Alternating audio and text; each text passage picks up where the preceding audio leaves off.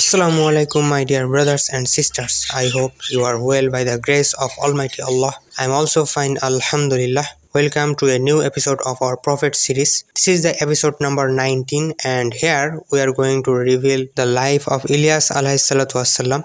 So let's start in the name of Allah. Bismillahirrahmanirrahim. Prophet Ilyas alayhi salatu wassalam.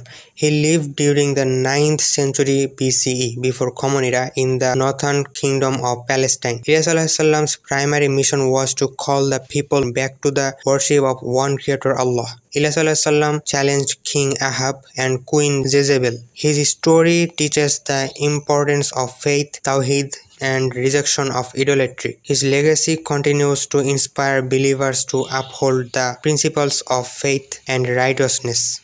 So this was the story of Ilyas alayhi salatu wassalam, and see you in the next episode, inshallah. May Allah keep you well.